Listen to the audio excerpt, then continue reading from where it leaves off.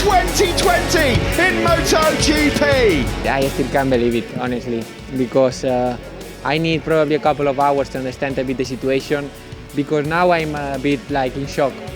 All the year with a lot of pressure is unbelievable to how we manage the situation, and finally we get that title. No? When I saw the board with world champion, I said, this is not happening to me, and I started to cry. Then when I saw the people, I was crying also, and then doing the lap, I started to realize what was happening.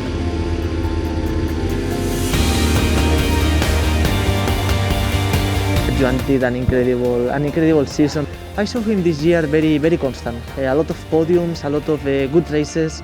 So I'm so happy for him, for Suzuki, in his 100th anniversary, getting the MotoGP World title.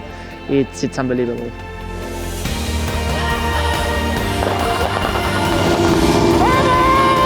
It's unbelievable because we couldn't imagine something better like this, you know. And congratulations and thanks very much to all the team staff and the engineer in Japan. They working so hard. All the people at home, even in Italy, in Japan, and this is our 6th season since we restarted as Suzuki, and yeah, to be here is amazing.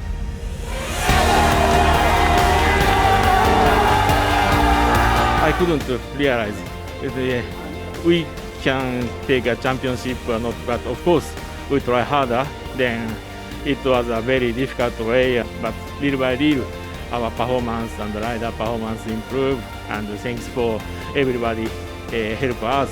Then finally we achieved it. And the first Suzuki rider to do it in 20 years.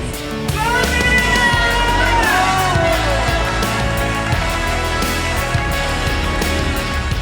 They deserve it because they made an awesome job, not this year, all the previous year, and congratulations to them, to all the people that is working in Japan, in Hamamatsu, making this